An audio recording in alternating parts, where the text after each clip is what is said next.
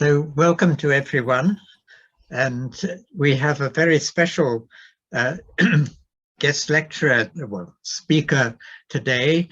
I'm particularly pleased to introduce Susan Harvey, who's Professor of Religious Studies at Brown in Providence and the States. And we have collaborated long ago on a book on holy women in the Syriac tradition, and she's produced many wonderful articles and a book which I strongly recommend to everyone, Scenting Salvation. It's the most marvelous introduction to the sense of smell in ancient literature, and specifically in early Christian literature, not just Syriac, but also Greek and Latin. It's a really marvelous work. But Susan's also done a lot of work on the poet about which she has been speaking, Jacob of Sarug, who died just over 1500 years ago. We celebrated his 1500th anniversary last year. And he has a wonderful gift of re-narrating gospel episodes, and this is one of these episodes Susan is going to speak on. So let me hand over to Susan straight away. Thank you, Susan. Thank you, Sebastian, and thank you and Thea for arranging this occasion. I'm very honored to be part of this series. I've been enjoying attending it. I'm very honored to see many friends and colleagues here, and I hope we can have an interesting discussion in the next hour. I thought I would just briefly introduce Jacob of Sarug because he may be new to some of you. If I can just make a few comments about him. And then I want to say something about the kind of text that we're looking at today, what kind of preaching Jacob did and what this is an example of. And then I'll talk a little bit about the text, and then we'll have a reading, and then we'll open it for discussion. So I thank you all for being here. So in case you have not encountered him before, Jacob of Sarug was one of the great poet theologians of late antique Christianity. With his predecessor Ephraim the Syrian, who died in 373, Jacob stands as a revered architect of Syriac Christianity's brilliant tradition of liturgical poetry. Over a long career, Jacob served as chorepiscopus, he was an itinerant preacher throughout the Syriac-speaking regions of the Eastern Roman Empire along the Euphrates River. And in 519, just 2 years before his death, he was elected bishop of Batna in the region of Sarug. That position recognized that the towering leadership that he had come to hold in the Syriac-speaking regions and propelled him to the forefront of the heated church politics of the day, which he was very uncomfortable about, but he was very important for. We have a large and varied corpus of Syriac writings that survive from his hand. We have letters, hymns, and homilies in both prose and verse. But Jacob's greatness as a theologian and as a poet is most amply displayed in his collection of verse homilies. These are called mimre in Syriac. They're sermons in a simple metrical form. You have an example for today. They're in Syriac, they're in isosyllabic couplets. You have a simple meter. They were intoned. I think in last month's meeting, Professor Van Lint talked about metrical intonation and the way that helps a text to be received and heard. In Jacob's case, he is most famous for these mimre, these poetic homilies. We have several hundred extant, although sources credit him with many hundreds more, and even the extant collection we have is of a size that would be surpassed only by Augustine of Hippo or John Chrysostom. So you see, he really is a great source for us of early Christianity. We know very little of his own story, despite the amount of his writings we have, but his writings make clear that he was very much a preacher, immersed in a full and varied and rich liturgical life that was played out in villages, towns, monasteries, and cities. And his homily on the Canaanite woman that I've distributed for today is a good example of exactly the kind of preaching he did. So the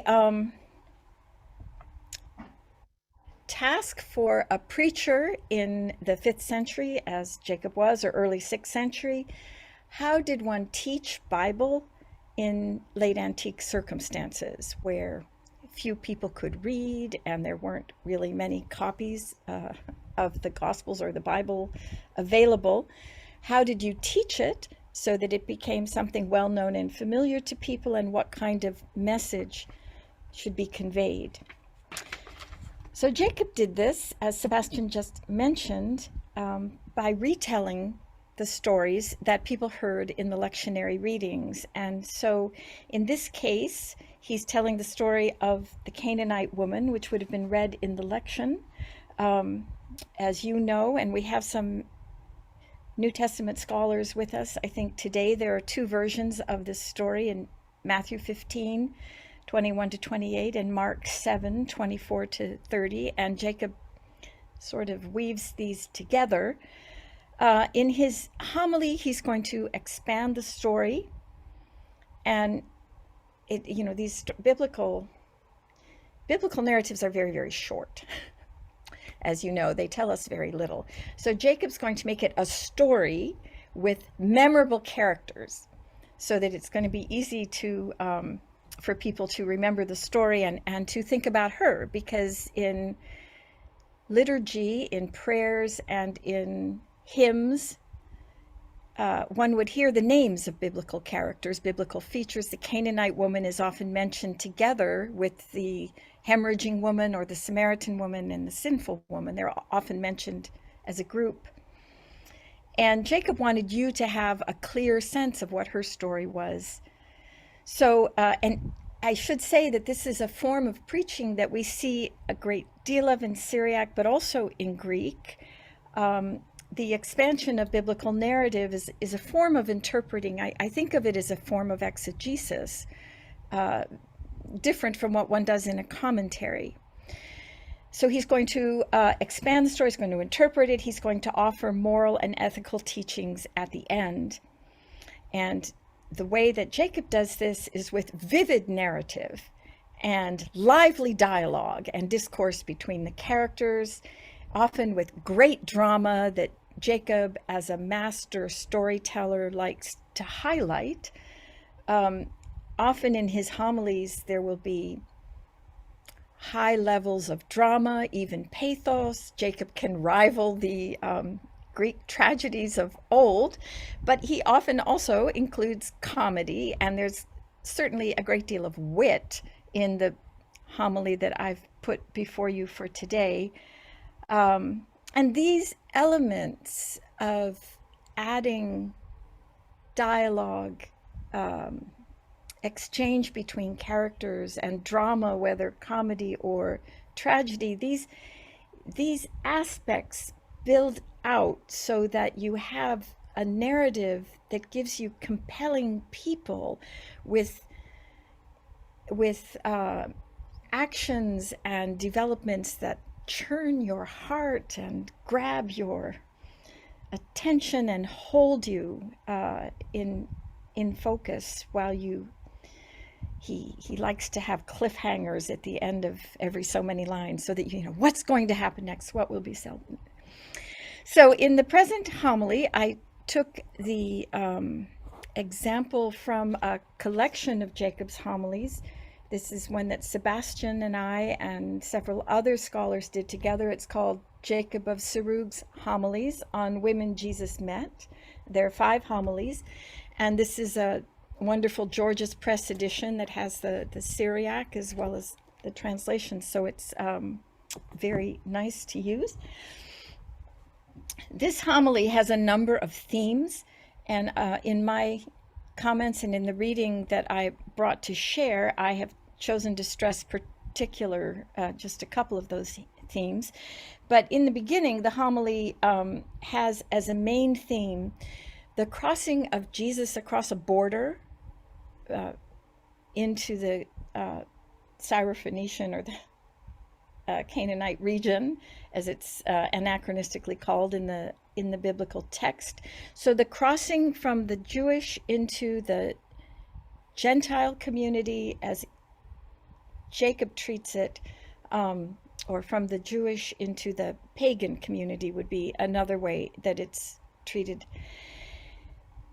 In this homily, as in many homilies of late antiquity, the anti-Jewish sentiments are very strong, and they come through in the excerpts that I have shared with you for today. But if you were to read the whole homily, they're much fiercer. So this is just an unfortunate, but one has to be very honest about the presence of this anti-Jewish sentiment in these texts. So you will have seen in the reading, or we'll hear it in a few minutes, Jacob contrasts the people, singular, by which he means the Jews, with the peoples, plural, by which he means Gentiles or pagans. So the people reject Jesus, but the peoples affirm him.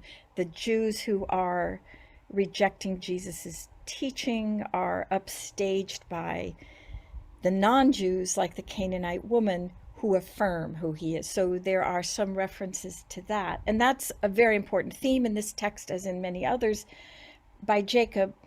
The other important crossing that I wanted to emphasize today is the crossing of gender lines. So our hero in the story is a woman, the Canaanite woman. And in this narrative, in its gospel version, but even more so in Jacob's version, she's a very compelling character. She's marginalized for multiple reasons. She's not a Jew, so she's a Gentile, she's a pagan, and she's a woman. And so she's, not of the same distinction as Jesus's followers. And she's treated very badly by everybody in the text. Jacob has great telling us about this. So I would simply point out that Jacob starts with the kernel of what is in the gospel story and develops it in terms of the woman, the Canaanite woman, whose name we do not know. We have an unnamed woman who approaches Jesus on behalf of her daughter, who is possessed by a demon. She has no male advocates that are mentioned. There is no reference to a husband, to a kinsman of any kind. We have no brother, no uncle, no son. So there are no men who are present to make her approach acceptable or to mediate. The encounter is very public. This does not happen in domestic space. It does not happen at the well where there's nobody else there, like with the Samaritan woman. This is a very public encounter.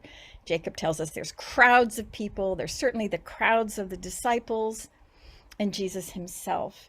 And it is a very loud encounter. Jacob keeps telling us how loudly the woman speaks. Very disputational. She is going to be rebuked by Jesus, rebuked by his disciples, rebuked by the crowd, and she persists in her request. So she is fierce. She does not flinch. And in developing her character, Jacob gives us, and these are in the readings I chose for you, two lengthy speeches by her. The first speech is the one in which she brings her supplication or her need. And the second speech, very long, is her justification. Because in between the two speeches, she will be rebuked by Jesus and turned away and denied. Her request will be denied. She is forceful. She is eloquent. She is aggressive. She is tough-minded. And we'll hear these in a few moments, but it's very interesting to see the way that Jacob fashions her character through these speeches, these two speeches.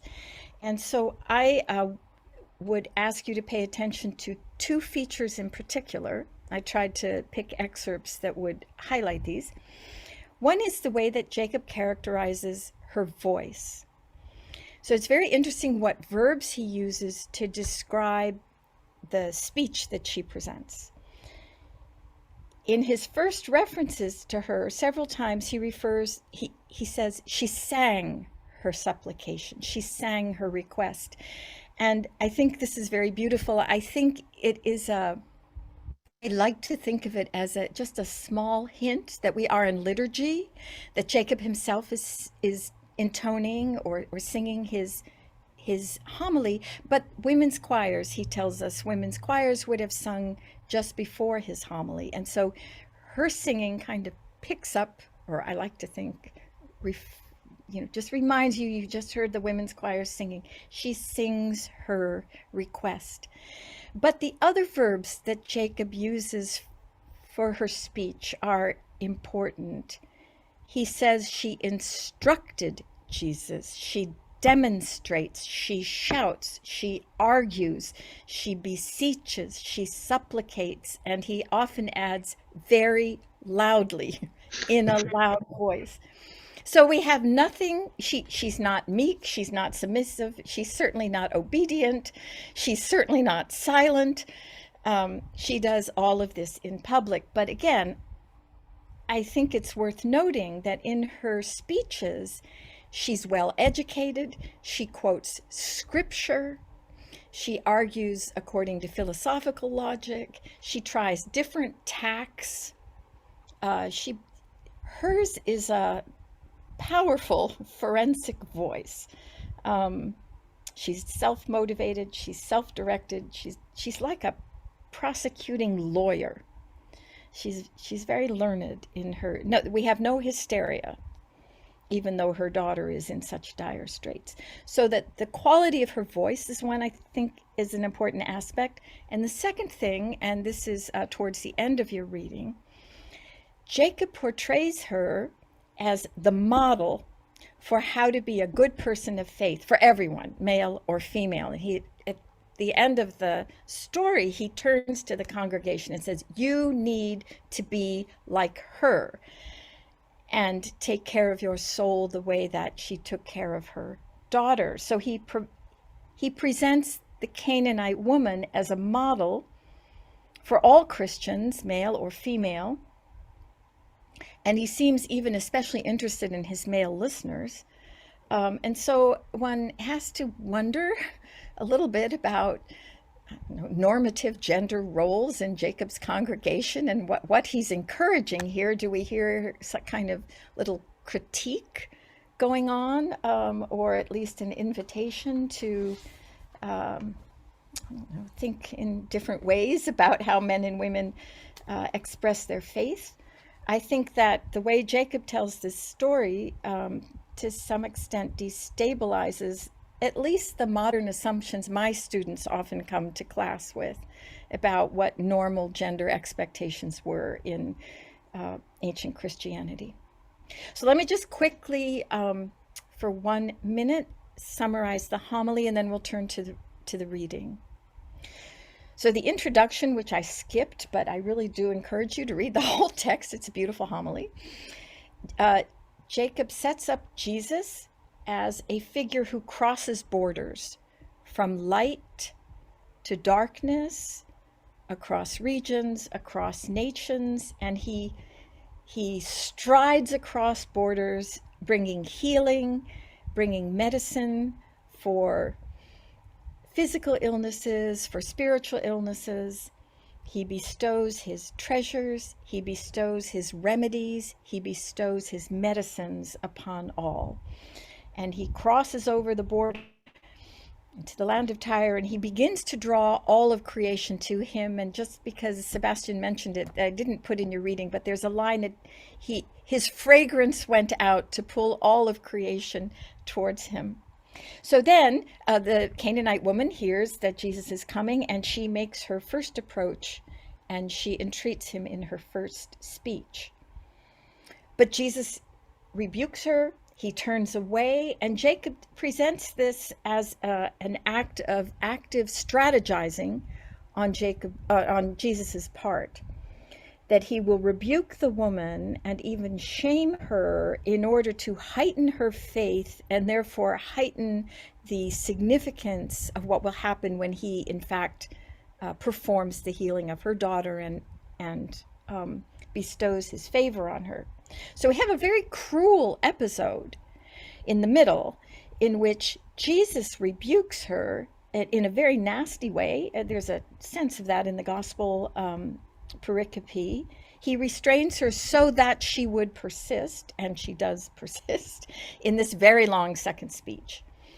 After the second speech, the crowd rebukes her, the disciples rage, the crowd screams, everyone's angry at her, everyone tries to silence her, she won't be silenced, and then Jesus praises her, crowns her faith, heals her daughter, and then Jacob turns to his congregation and says, you need to be like her.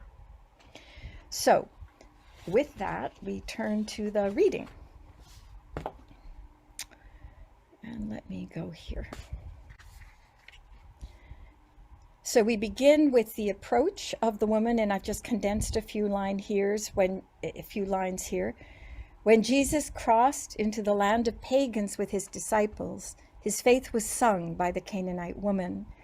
He crossed the boundary of Tyre and Sidon, and he astounded them, and their gods of nothingness began to tremble. By the woman whose daughter an evil spirit possessed and tormented, faith was sung to all peoples. So again, I just think the liturgical context is present here. The good physician walked in the world and visited it, and for every pain that fell upon it, he gave a remedy. So now we turn to her approach. When he hastened to the land of the pagans, as we said, the news prompted the Canaanite woman to come to him. She saw that an evil spirit was tormenting her daughter and afflicting her, and running after Jesus, she seized him in order to beseech him. She heard the report, behold, the judge of the world is passing by, and against Satan she made the accusation that her daughter was oppressed. He who effects judgment and righteousness was crossing over to her country, and she went out to accuse the plunderer who snatched her daughter. The strong one, that is Christ, came to the border of the discerning woman, and she shouted out before him that a robber had come and captured her daughter. The hunter, that is Jesus, and the expeller of demons walked in her country, and she instructed him that he should drive out her daughter's evil spirit. The good shepherd went out to seek the lost ones, and she declared to him, a wolf has snatched one of your sheep. And the lines in italics, of course, are quoting the lectionary reading. He came to the border of Tyre and Sidon, as you have heard, so Jacob's referencing the lectionary just read, and the Canaanite woman went out after him to beseech him. The news weighed upon the woman, full of strength, that Jesus was crossing over, and she was moved to seek refuge in him. She began to call out from the crowd and was petitioning him, my Lord, Son of David, have mercy upon me, for I am plundered. Behold, my daughter has been evilly possessed by Satan. Exaction for this is in your hands. The hater of mercy has seized the girl, and behold, he batters her. Wrest her away from him, and with healing she will become yours. The foul one led the comely maid, and behold, he torments her. Rebuke him, so that he departs, and restore her mind, for he is disturbing it. With mournful cries she went after him, full of amazement, and with groans she petitioned him on behalf of her daughter. My Lord, Son of David, have mercy on me, and heal my daughter. An evil spirit seized her, and unless you thrash him, he will not leave her. By a daughter of the pagans was the Son of David confessed, and among the people they were calling him the head of demons. The daughter of the Arameans sang out among the congregations that he was the Son of David, and she with her story rebuked the Judeans for how much they wronged him. So now Jacob characterizes her voice as a harp. The new gospel was pronounced by the Canaanite woman, and the prophecy was rejected by the daughter of the people, that is, the Jews. The pagan woman called out amidst the crowd with a loud voice, so that the faith of the peoples would make known how great he is. She did not hasten toward the gods of the Canaanites because she knew that Jesus would destroy their idols. She became a harp for the faith that was undivided when she cried out, "Son of David, have mercy on me." The rebellious one, Satan, evil of ways, cast forth a group of bandits and captured my daughter. Come, lead her back from offense. The demon who confuses beauties has attacked the young girl and drives her mad. Command him to leave the wretched girl. The tyrant who hates the human race, behold, since Adam drives my daughter mad, so that she loses her mind that was calm.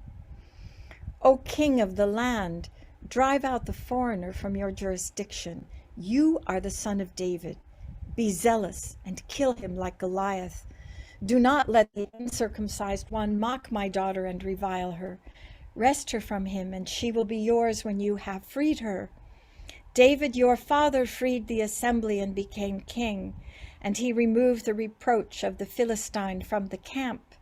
Again, David, for the sake of a lamb, killed a wolf, so that he might guard his flock diligently without harm. For your part, my Lord, you care for your flock more than David did. Command the evil spirit to leave the girl who is under its control. And now Jesus turns away. Mercy drew the Canaanite woman to Jesus, and with supplication she besought him, but he did not answer her. He knew that the woman was undivided concerning the truth, but as she cried out, he feigned contempt so that she would be victorious.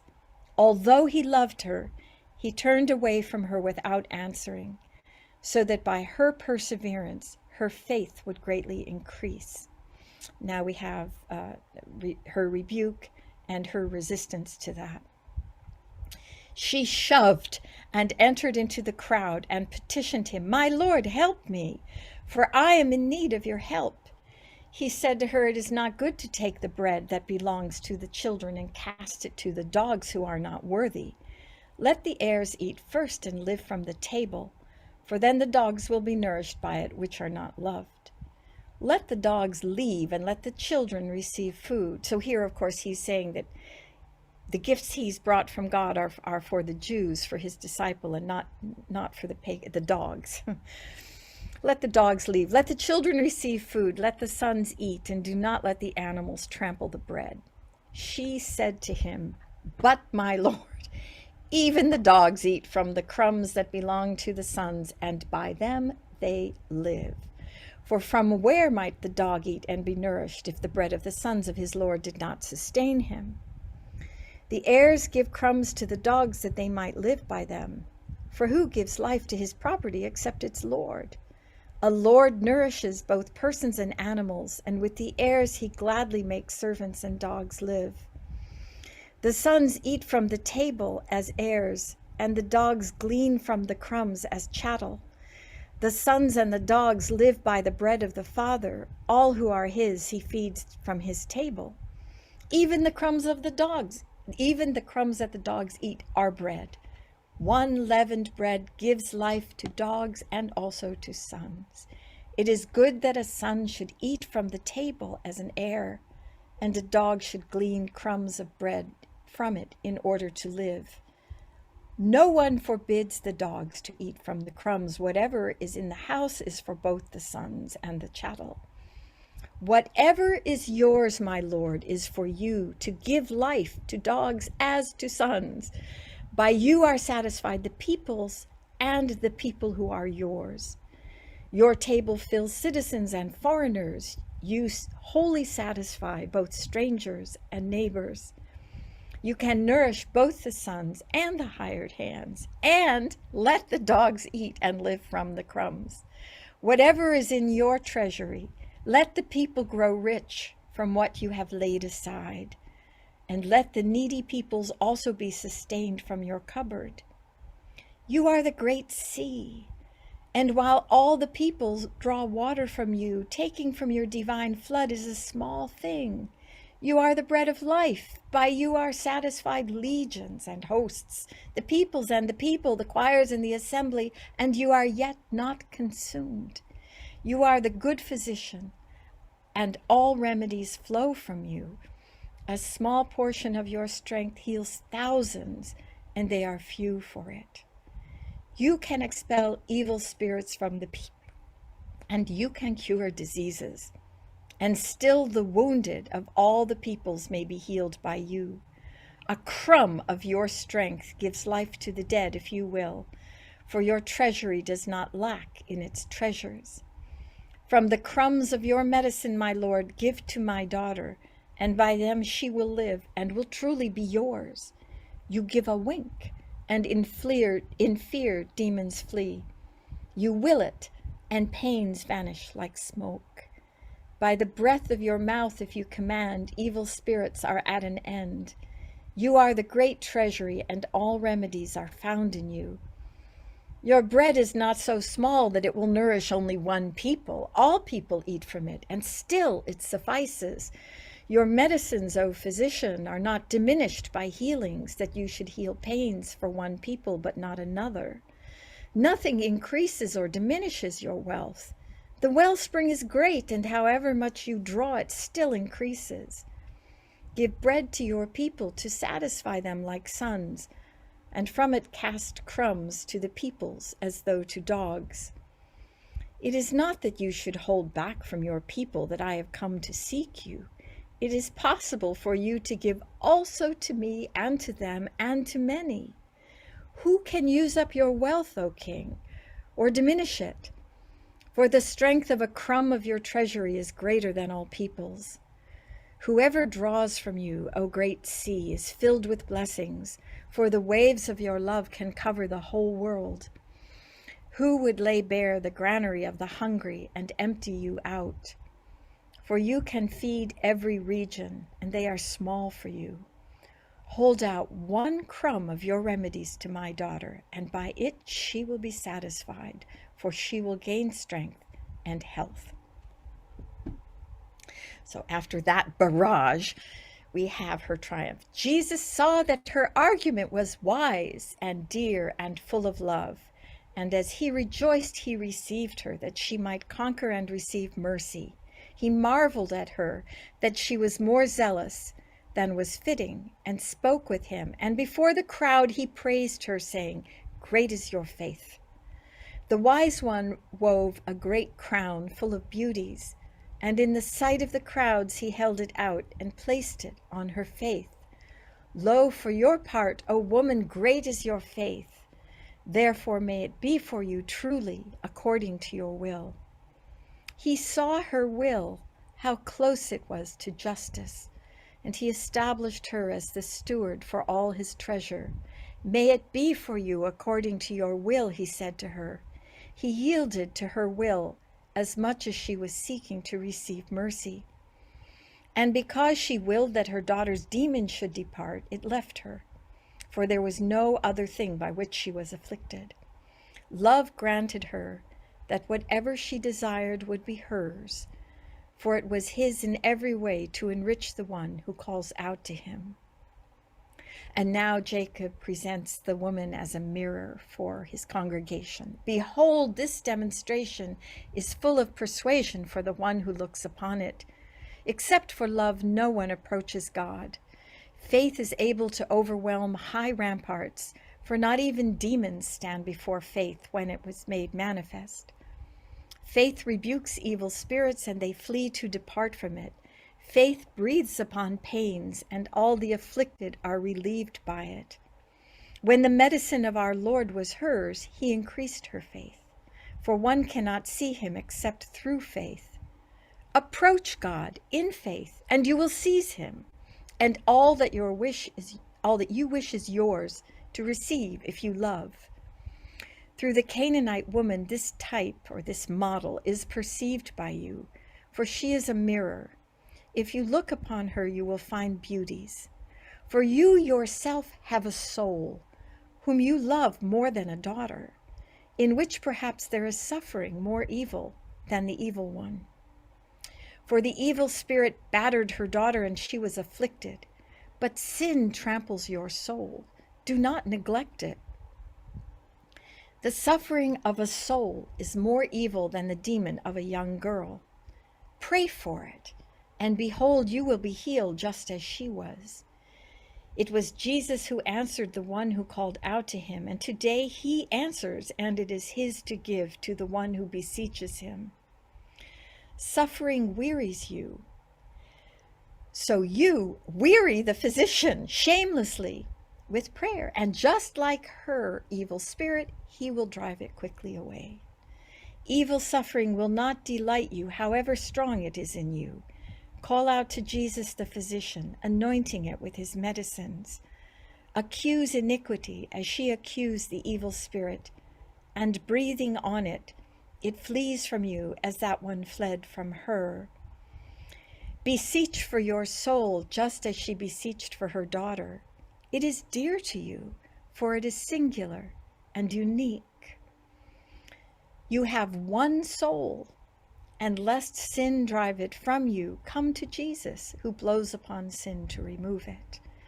The faith of the Canaanite woman and her love take for yourself, and Jesus will drive away confounding sufferings if they assault you. Even if he neglects you, do not be silent from your petitioning. He seeks to glorify you, the petitioner. Do not weary of supplication. There are times when he neglects and despises the one who loves him.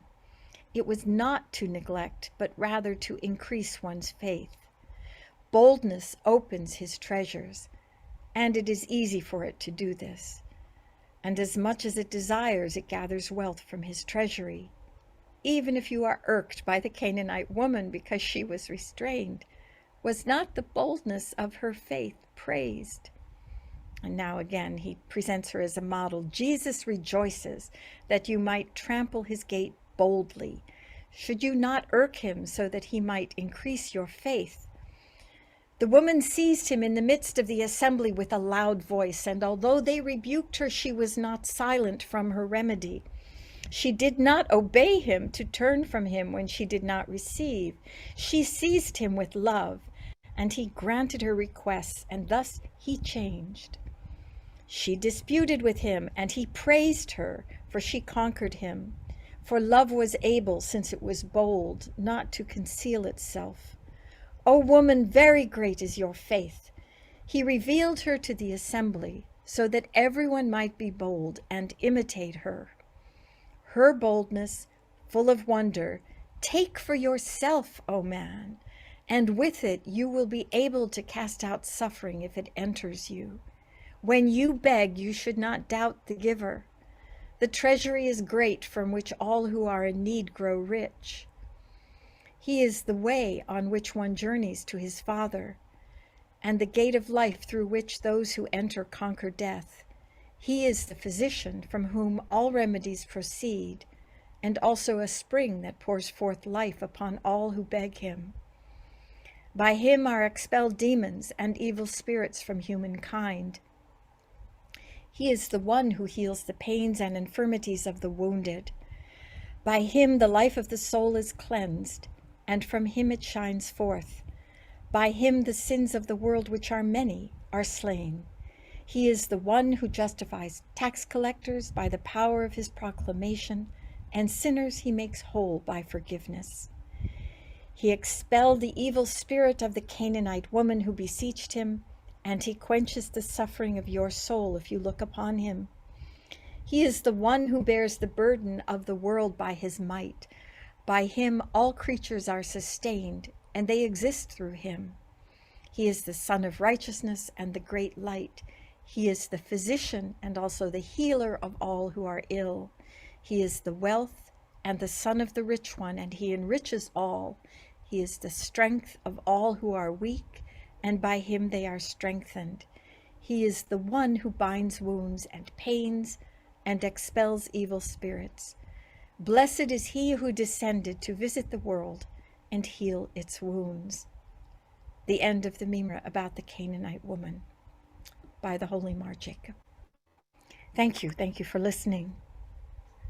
Thank you so much, Susan, for your beautifully illuminating introduction and your reading of this wonderful memorial. We're open to comments, questions, so please, everyone, feel very free to do it. You can either do it by putting a hand up. I think that's through reactions, isn't it? Or through put questions in the chat. And I'll try and remember to look. You mentioned the previous reading of an Armenian text, and you spoke of it being intoned. That would seem appropriate for Gregory of Narek, but I find it difficult to see how this could have been intoned. I know you've done a lot of work on how these things were actually presented. Would you like to expand on your thoughts on this? Well, this is a difficult question. You're right to call me about it because I confess to speculating beyond what the evidence is. The metrical form that Jacob uses is isosyllabic couplets. So you have couplets. In his case, he uses 12 syllables in each line. And usually the sense unit will be the couplet, but it's a simple meter. Jacob refers, well, it's a simple meter, and the meter could be heard, I think, and the couplets could be heard. So perhaps it's just speaking in a measured metrical form, but Jacob refers often to himself as singing. He refers in his homilies.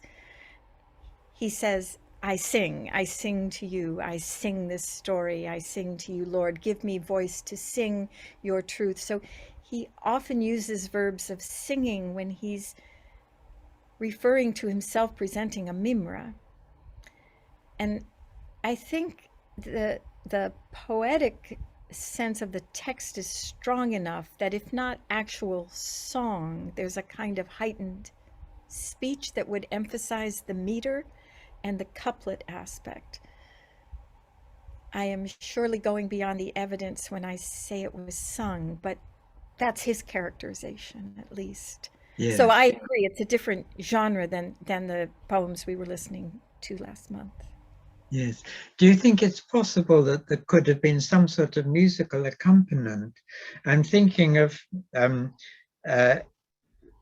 modern Cretan use of poetry, where you have a narrative poem sung in really in stanzas. One could break up this narrative text too, but in the intervals between stanzas, you have a short musical interlude on a lyra. Jacob's sermons are very long. They would have been helped by a short Yes. But I think, of course, we don't know about the use of instruments. Ephraim who was a century and more earlier, seems to imply the use of, certainly, of the kithara. But there are some very basic similarities between Jacob's preaching and, for example, epic poets. So Jacob's metrical lines, he tends to use sometimes phrases that recur that are metrical units that help him maintain the meter in the line, the same way that in dactylic hexameters like Homer, you might have the wine dark sea or gray-eyed Athena. So with a loud voice is one of those terms. And even some of the epithets he uses here for the Canaanite woman, the discerning one. Again, there's a metrical quality to the unit of syllables or words that he reuses. He's like a master epic storyteller. He's got his quiver of arrow. He can pull out a metrical turn of phrase that keeps him in the meter and keeps the line the right length. And so I think that also helped people listen. And I think, again, parallels with epic poetry. So the parallel to epic poetry might also heighten the possibility of some kind of Yes. singing quality. But we don't know for sure. Oh, we have a hand raised. So Wonderful question, and it's a great reading on your part to notice those, she's the strong one. She's presented very powerfully. And Jacob does this often with biblical women, the stories of biblical women that he tells. And he, in this respect, also follows the presentation of biblical women by Saint Ephraim in his hymns and homilies. And other Syriac writers do this. To some extent, this is something common in other Christian literature of late antiquity. The biblical women are presented as strong exemplars of faith, who both Old and New Testament present strong models of faith. But it is also the case that Syriac writers, especially Jacob and Ephraim, really seem to emphasize women as strong figures. And this story is really, I see that Erin Galgay Walsh was here, and she's written about this holy boldness, or I think of it as holy impudence almost, in the Syriac writers. These biblical women are often presented in ways that don't match the way that it seems women might have been expected to behave. But here, right, she's the conqueror. She is presented as strong physically, as well as strong in her voice, her words, her attitude towards Jesus. She's pretty shameless, although she's rebuked. So I think that's an important aspect about early Syriac preaching for us to keep in mind, that these sermons were preached to the entire congregation. There were women there as well as men, and I think we should understand them as encouraging strong models of discipleship for men and women both in the Christian community. So thank you. And Father Celiu Bejani. For that observation, and it's an excellent question. There's an interesting thing that happens sometimes in Jacob's homilies. Sometimes Ephraim does something similar, but sometimes when Jacob tells a biblical story, for example, in his homily on the sinful woman, or sometimes in his homilies on the Virgin Mary, he uses verbs for their actions that are sacramental. So, and words that would refer to the actions of priests in performing the sacraments. And he applies those verbs to, for example, the sinful woman when she's anointing the feet of Christ or kissing them. He uses the verbs that are used for the priest, and for the Virgin Mary as well, as she prepares her body to receive the incarnation. So he's not doing this to advocate for the ordination of women, I don't think. But he is, I think, something that's really important, and you're gesturing to this. He is instilling in the laity the importance of their actions. So I think of this as part of the Syriac tradition of the priesthood of all believers, that cultivating in the congregation that they have a sacred role, they have a vocation, they have a ministry, and it's sacramental. It's not the same as what the priest is doing or what the bishop is doing, but it's important and it's holy. And so when he, for example, upholds her not only as a model of faith, but as someone whose faith is crowned, and then as someone who can be a steward of the blessings of Christ, isn't he lifting lay people with this in terms of the importance of their own actions? So I think I would want to read that as a kind of parallel to the understanding of priesthood as consecrated that's a role for the priest and the bishop, but we have this other priesthood, and it needs to be valued in that way. I hope that makes sense. Yes, It's an interesting image, Jacob at Bethel wrestling with the angel of God, and Jacob is wounded. I mean, he limps after the encounter. It leaves him physically changed. That's a very interesting resonance. It's not, or I didn't recognize, I don't know if Sebastian does, I didn't recognize a citation within the homily. But I do think, I always think there are many more biblical references intended than we recognize. I just think Jacob, like Ephraim, just knew his Bible so intimately that he's constantly referencing many more stories than we recognize. But I would just point out how many different episodes of the Hebrew Bible are referenced in the Canaanite woman's speech. She refers to episodes of war. She refers to episodes of protecting the flock from the wolves. She refers to David and Goliath. And she refers to numerous episodes which, as you say, are contentious and violent as encounters. And she does so to admonish Jesus that he needs to also take care of her daughter, but she's embedding Jacob is embedding their encounter within, as you say, this rich biblical tradition of violent, powerful, difficult, agonistic encounters between heroes, male or female, and God's intention, whichever that is. So I don't know if that particular story is referenced, but I'm struck by how many stories this is why I think she's presented as learned. She certainly knows her scriptures very well. But thank you. Erica, if you'd like to unmute yourself.